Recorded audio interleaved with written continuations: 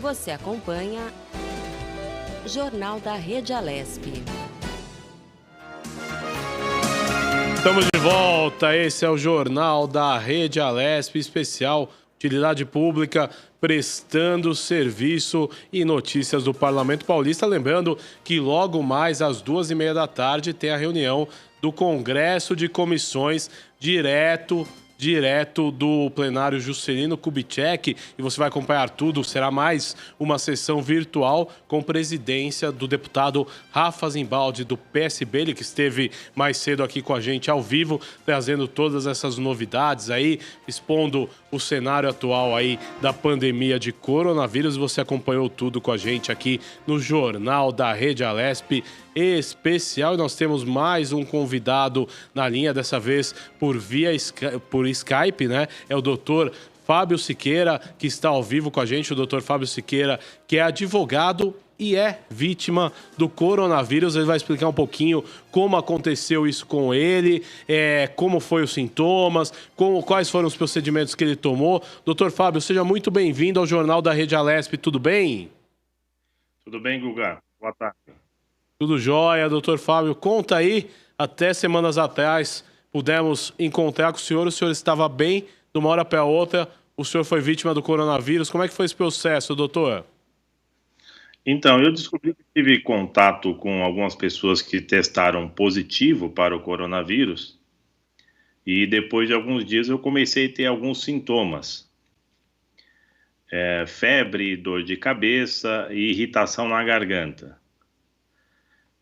Ainda não era caso de procurar o hospital, porque era um sintoma muito tranquilo. Mas como eu tenho uma filha com diabetes tipo 1, então ela está no grupo de risco, e o meu filho também está no grupo de risco. No caso dele, ele tem problema respiratório. Então, do momento que eu descobri que eu tive contato com pessoas que deram positivo para o coronavírus, eu já não voltei para casa, já fiquei num lugar alternativo. Fiz o teste há um pouco mais de uma semana e testou positivo. Agora, doutor, vamos ressaltar os sintomas para o telespectador ligado na Rede Alesp. O senhor começou com uma dor de cabeça, irritação na garganta e um pouco de febre. Aí qual que foi a sequência disso?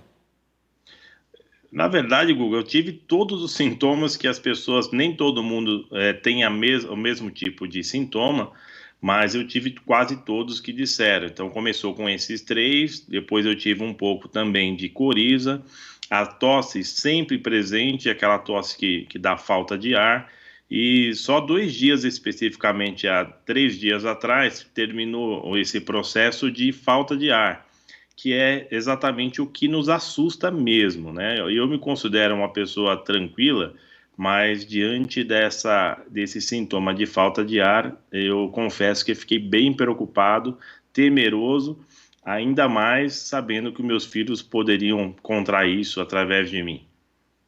Agora, doutor Fábio, o senhor explicou, o senhor tem uma filha diabética, né? Então, a primeira medida que o senhor tomou já foi sair de casa, ir para um lugar seguro e tudo mais. Mas conta um pouco, quando o senhor resolveu procurar o hospital, como é que estavam os sintomas, como o senhor foi orientado no hospital? Conta esse processo que é importante. Eu moro numa cidade aqui da Grande São Paulo, em Guarulhos, e assim como São Paulo também, até a semana passada, não estavam mais fazendo os testes do Covid-19 em pessoas que só tinham sintomas, somente em casos mais graves. Eu fui um dos últimos testes que foram feitos, consegui, graças a Deus, fazer um dos últimos testes que ainda estavam disponíveis para quem não tinha sintoma grave, que era o meu caso. Mas a indicação passei no médico, e o médico fez todos os exames, né? Ele auscultou, verificou a questão pulmonar, garganta, e segundo ele, eu tinha todos os indícios de uma pessoa com essa contaminação. Agora, doutor Fábio, o senhor já está naquela fase, né, graças a Deus, de recuperação, né? Como o senhor se sente agora? Guga, eu estou há 3 dias da minha alta, né? Nós precisamos ficar 14 dias aí de forma isolada. Eu já estou no 11º dia. Agora eu me sinto muito bem, já tem alguns dias que os sintomas praticamente acabaram, Então, vida normal. O que é importante dizer independente daquilo que se fala, não vamos nem nos posicionar à direita ou à esquerda, ao centro, enfim, é uma gripe muito fraca, é uma gripe leve em comparação às demais gripes que a gente já tem pela vida. Mas a gente tem certeza também que para o grupo de risco isso é muito mais sério do que seria comigo, que eu me considero uma pessoa saudável e não estou nesse grupo de risco. Então é importante sim cuidarmos da nossa saúde e muito mais do que isso, tentar preservar aqueles que estão à nossa volta que fazem parte desse grupo de risco. Doutor Fábio Siqueira, eu quero agradecer a sua participação no Jornal da Rede Alesp de hoje. Olha, desejamos pronta recuperação ao senhor e que logo, né, o senhor esteja no convívio da sua família e também na sua atividade do dia a dia. Muito obrigado, viu? Obrigada, doutor. Obrigado, Guga. Obrigado a todos vocês. Um grande abraço. Este foi o doutor Fábio Siqueira, que é advogado e contra aí o coronavírus, já está aí no 11º dia, né, de isolamento. Daqui a pouco já está em paz aí para seguir, né, sua vida, né, Tayana? Vamos às notícias, mais algumas notícias por aqui. Você tem uma nota interessante, pode mandar. Exatamente, que eu acabei de receber da assessoria de imprensa do deputado estadual Dirceu Dalben. A nota diz o seguinte: o deputado estadual Dirceu Dalben e o prefeito de Sumaré, Luiz Dalben, realizaram nesta quinta-feira, dia 26, testes para detecção do novo coronavírus. A medida foi adotada uma vez que um assessor muito próximo ao prefeito está com sintomas suspeitos de Covid-19. E está internado, recebendo oxigênio, inclusive. Por orientação médica, também responsabilidade social, né, Guga? O deputado e o prefeito estão em isolamento domiciliar, aguardando os resultados dos exames. Ambos passam bem e continuam exercendo as suas funções remotamente. É interessante lembrar que eles participariam hoje, aliás, o deputado estadual Dirceu Dalben participaria com a gente hoje por telefone, mas ele não conseguiu por conta dos leves sintomas. Ele resolveu ficar de quarentena quietinho em casa e não conseguiu participar com a gente. Desejamos aí pronta recuperação se for positivo, né? Mas também estamos torcendo aqui para que seja negativo, como desejamos aí a recuperação da deputada Carla Morando, do seu marido, que é prefeito de São Bernardo, o Orlando Morando, o Ataíde Teruel, deputado aqui na Casa do Podemos também, que foi acometido no começo do processo.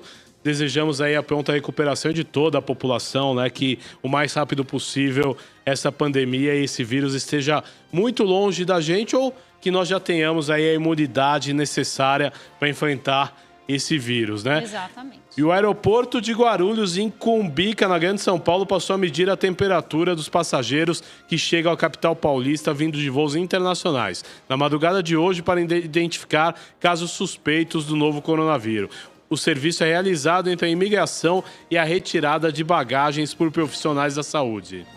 Os pacientes com suspeita de coronavírus serão encaminhados para o hospital de Guarulhos. Entretanto, posteriormente, esses casos serão enviados para um centro de triagem provisório que será inaugurado em breve. Segundo a Gru Airport, concessionária que administra o aeroporto, comunicou. A ação foi estruturada depois que um acordo entre a Agência Nacional de Aviação Civil, a ANAC, a Prefeitura de Guarulhos e a Guaru Aeroporto. O número de óbitos relacionados ao coronavírus no estado de São Paulo cresceu 163% entre domingo e ontem à noite. Segundo o balanço da Secretaria de Estado de Saúde, a quantidade de vítimas fatais saltou de 22 para 58. Das 10 novas mortes contabilizadas ontem, 7 são homens, 3 são mulheres. 9 aconteceram na cidade de São Paulo e um paciente de 36 anos que tinha comorbidades não resistiu e morreu em Ribeirão Preto, no interior de São Paulo. Vale lembrar que além dos idosos, as pessoas com comorbidades, né, entre elas doenças respiratórias, diabetes, pressão alta, estão no grupo de risco do Covid-19. Guga, agora vamos para uma boa notícia, né, em tempos de pandemia. Os índices da poluição na cidade de São Paulo. Deixa eu passar a informação, né?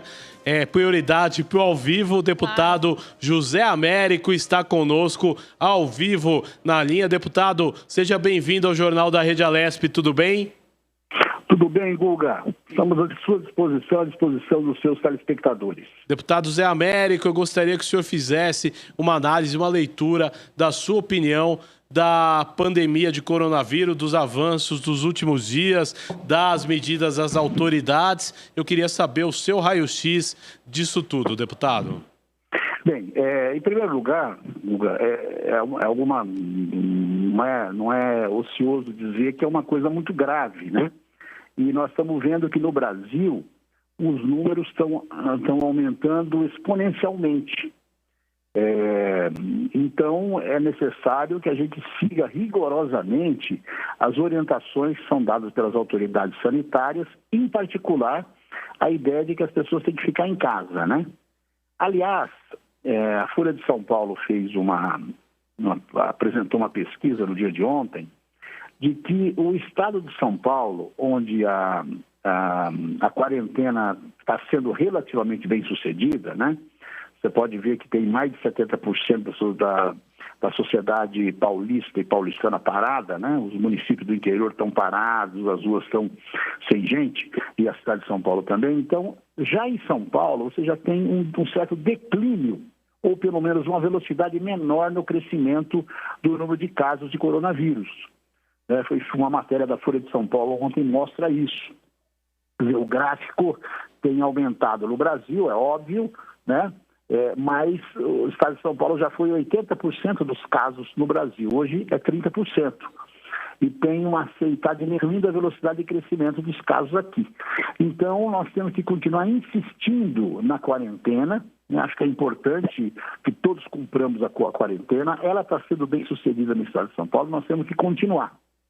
As preocupações com a questão econômica, com o fechamento dos bares, dos comércios, etc., nós temos que resolver de um outro jeito. Com relação às pessoas que estão sem renda, já houve uma proposta aprovada pela Câmara Federal ontem, de R$600 para cada pessoa individualmente e a R$1.200 para as mães de família. Né? Nós, no estado de São Paulo, temos que ver outras medidas complementares, né? Financiamento para estabelecimentos comerciais, para pagar salário dos trabalhadores. Nós temos que ver também uma complementação de renda. Tem uma série de medidas a ser feita no estado de São Paulo para viabilizar o fato das pessoas ficarem nas suas casas. Não entrar nessa ansiedade de querer sair, porque isso não vai adiantar. Né? Milão fez isso e está pagando muito caro pelo erro que foi cometido. Agora, deputado, é importante, né, também a gente prestar serviço de utilidade pública para o telespectador ligado na Rede Alesp. A gente vê que muitas pessoas, inclusive idosos, têm feito atividade física em volta aos parques fechados, têm feito... E, às vezes, hoje, por exemplo, chegando aqui na Assembleia, vi um senhor de muita idade passeando com um cachorro na rua. Eu acho que é importante o senhor deputado, representante da população, que dê, né, o aviso para que a população se conscientize, já que o estado de São Paulo vive um período de quarentena, né? Exatamente. Principalmente as pessoas idosas, né? E que tenham comorbidade. Até agora, todos os óbitos no estado de São Paulo ocorreram com pessoas que tinham alguma comorbidade. Então, uma pessoa, né? Agora, de qualquer jeito, você não vai ter como ficar selecionando uma ou outra. Quer dizer, todos têm que ficar em casa, principalmente as pessoas do grupo de risco, que são os idosos, todos, né? Agora, esse senhor, por exemplo, que estava passeando com um cachorro, tem que estimular ele a tomar muito cuidado, não participar de aglomeração, não caminhar com outras pessoas, né? Evitar e, de preferência, não sair, né? As questões econômicas a gente pode recuperar lá na frente, a vida a gente não recupera, né? Então, isso que é importante, não ter a consciência desse fato. Agora, deputado Zé Américo, importante também, a Assembleia Legislativa tem realizado aí numa atitude de vanguarda, o senhor que também é uma pessoa da comunicação, né, as sessões virtuais, né, para deliberar os assuntos do parlamento. Exatamente. Qual que é a importância disso, deputado? Foi um sucesso a sessão virtual de segunda-feira, que foi muito bem organizada, né, todo mundo pôde participar. Na verdade, foi mais um exercício que nós fizemos, né? Efetivamente, nós temos votação para segunda-feira, né? Onde nós devemos votar os decretos de calamidade pública que o governador está apresentando à Assembleia, né? Foi um sucesso. As comissões também foram um sucesso, estão conseguindo se reunir virtualmente, tá? E acho que isso é uma atitude muito boa de vanguarda da Assembleia Legislativa. Agora, deputado Zé Américo, eu quero que o senhor aproveite esse espaço para deixar uma mensagem para o telespectador ligado na Rede Alesp e para o seu eleitor, deputado. Bem, a primeira mensagem é isso: a gente precisa nos preservarmos e ajudar a preservar os nossos semelhantes, né? Isso que é importante, porque nós temos que ter muita fé, muita esperança e ter como consciência, Guga, que se nós estivermos unidos, nós vamos superar essa pandemia. Se a gente se dividir, se a gente se fragmentar, se cada um começar a olhar para o próprio umbigo, né? Ou às vezes até pela solução mais fácil, a gente pode ter o que aconteceu em Milão, né? Milão, o prefeito de Milão, ele achou que cedeu às pressões e liberou geral, né? As pessoas começaram a sair, ocupar as ruas, etc., fazer festa, e virou o epicentro do coronavírus no mundo, né? Então, eu acho isso. Acho que a gente tem que acreditar na unidade, na união, na irmandade entre nós e levantar como principal aspecto de todas as nossas preocupações a vida, a preservação da vida, nossa e dos nossos semelhantes. Deputado Zé Américo, eu quero agradecer a participação no Jornal da Rede Alesp especial dessa sexta-feira. Até uma próxima oportunidade. Obrigado, viu, deputado? Eu que agradeço. Um grande abraço a você e a todos os telespectadores e espectadores da nossa Rede Alesp. Este foi o deputado José Américo, do Partido dos Trabalhadores. Eu quero chamar você para logo mais às 2h30 da tarde, a reunião do Congresso de Comissões, direto do plenário Juscelino Kubitschek, a reunião virtual com presidência do deputado Rafa Zimbaldi, do PSB, onde vão ser deliberados vários assuntos nesse Congresso de Comissões. Você vai acompanhar tudo pela Rede Alesp. A Tayana Conrad está com algumas informações aí. Vamos lá, Thay. Exatamente. Uma boa notícia que eu ia dar anteriormente é que eu lhe cortei, mas a prioridade é o ao vivo. Vamos lá. Exatamente. Os índices de poluição, não só na cidade de São Paulo, como em outras cidades da Grande São Paulo, estão baixos. Só na cidade de São Paulo, que tem a maior frota de veículos do país, o índice de poluição diminuiu 75%. Isso aconteceu, pois a frota de ônibus está 55% abaixo dos dias normais.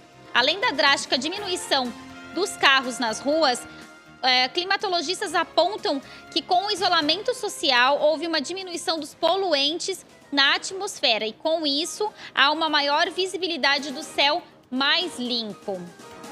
Agora, Thay, o governo federal acaba de anunciar uma linha de crédito emergencial para pequenas e médias empresas que vai financiar salário pelo período de 2 meses. Anunciado pelo presidente Jair Bolsonaro agora há pouco e pelo presidente do Banco Central, Roberto Campos Neto, o programa vai disponibilizar 20 bilhões por mês, ou seja, 40 bilhões em 2 meses. Questionado sobre o auxílio para microempresas com rendimento abaixo do piso de R$360 mil do financiamento anunciado nesta sexta-feira, o presidente do Banco Central diz que medidas estão sendo tomadas e também estudadas. De acordo com o governo, o dinheiro para as pequenas e médias empresas vai financiar no máximo 2 salários mínimos por trabalhador. Isso significa que quem já tem o salário de até 2 salários mínimos continuará a ter o mesmo rendimento. Entretanto, para os funcionários que ganham acima de 2 salários, o financiamento ficará limitado aos 2 salários mínimos.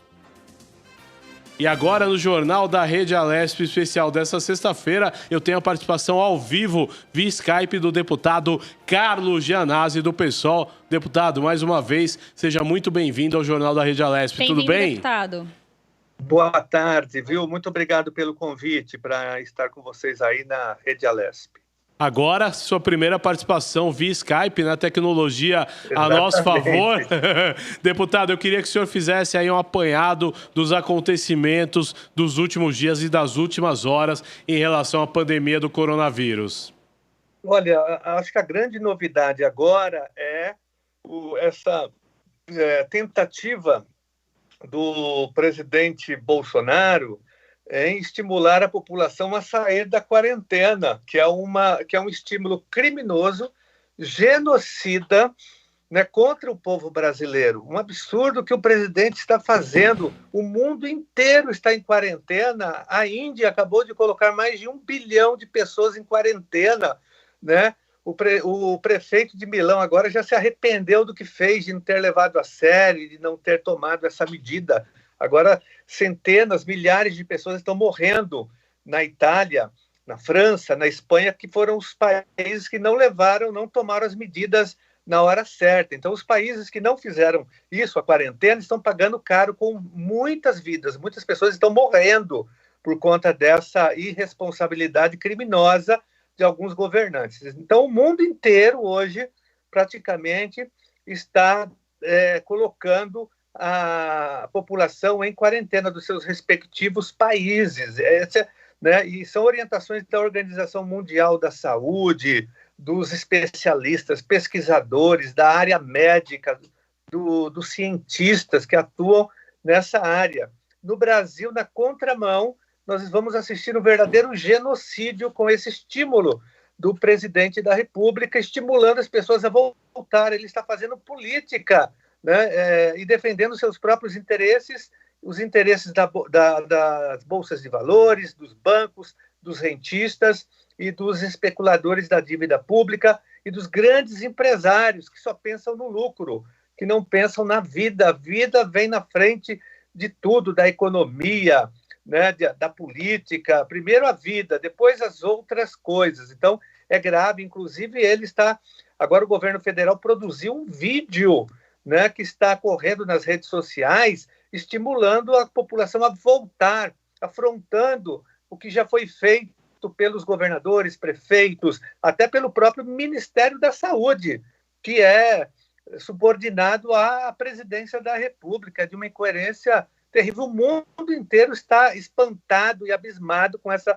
posição do antipresidente Bolsonaro. Então, acho que a grande novidade agora é essa, porque o povo vem se comportando corretamente, fazendo a quarentena, fazendo o sacrifício, entendendo, a população entendeu, né, porque as pessoas estão vendo os jornais, a televisão, a internet, o que está acontecendo no mundo, e ninguém quer morrer no Brasil. Então, por isso que as pessoas estão colaborando, é um movimento em defesa da vida. A economia é importante, mas ela vem em seguida. Agora, deputado, é importante a gente fazer essa questão. Por exemplo, o governo federal anunciou medidas de ajuda aos pequenos e microempresários para pagamento de salário mínimo por 2 meses dos funcionários que ganham, né, até um salário mínimo. E ontem a Câmara Federal aprovou, né, uma bolsa, uma renda mínima de R$ 600 por pessoa, famílias podendo aí arrecadar até R$ 1.200. O que o senhor achou dessas medidas? Elas vêm ajudar um pouco a situação? Qual que é a sua avaliação, deputado? Esse é o caminho. O mundo inteiro está fazendo isso. Nos Estados Unidos, as pessoas estão recebendo $1.000 para ficar em casa, no Reino Unido, na França, na Inglaterra, na Dinamarca, em vários países do mundo. O Estado está socorrendo a população, depois socorre as empresas. Primeiro a população vulnerável, a população que vive do emprego informal, né, os MEIs. Essas pessoas devem ser protegidas, né? Em seguida, os trabalhadores com carteira assinada, os servidores públicos, que também devem ser protegidos sem os cortes de salários e benefícios. Então, essa é a função do Estado, essa é a função de um estadista, de um líder, de canalizar o dinheiro público, né, do orçamento para proteger a população, para que a população fique em casa. Ficar em casa é um direito, né, um direito da cidadania para se proteger. Agora, o Estado tem que oferecer as condições.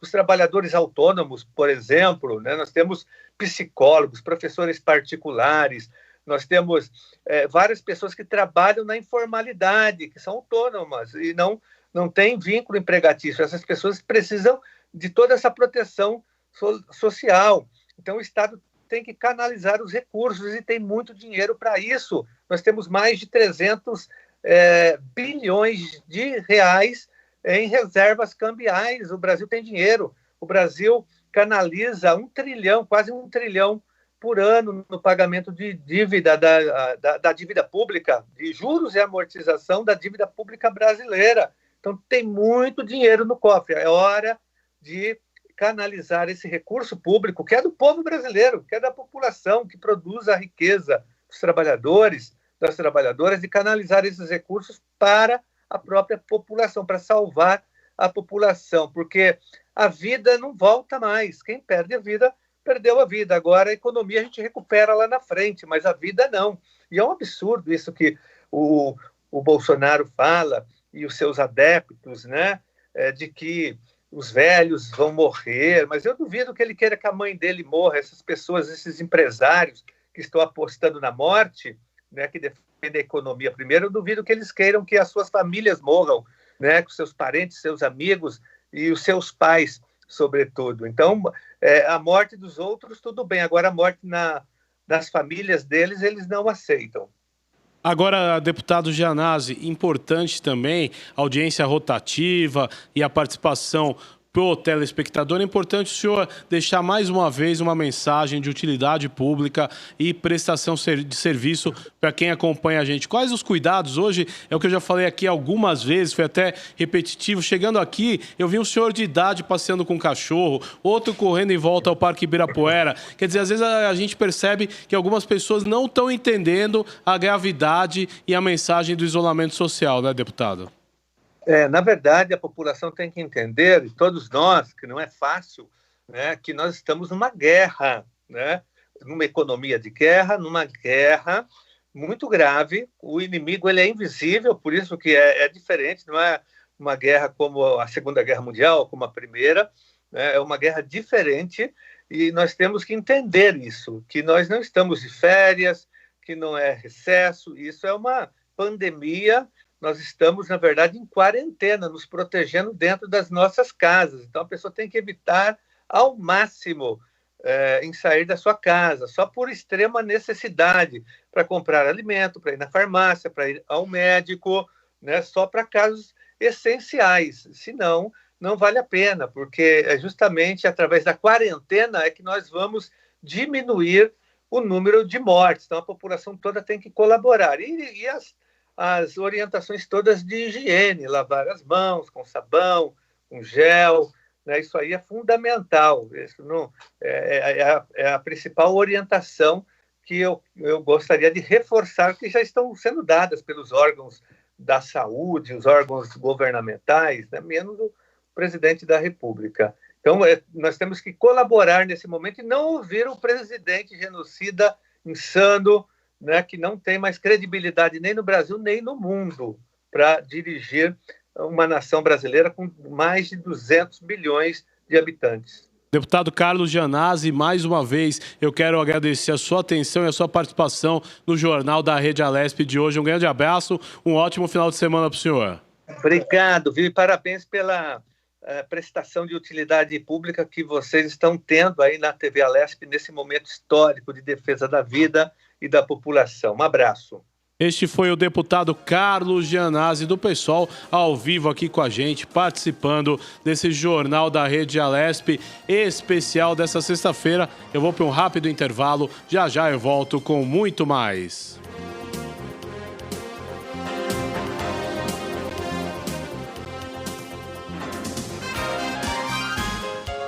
Você acompanha Jornal da Rede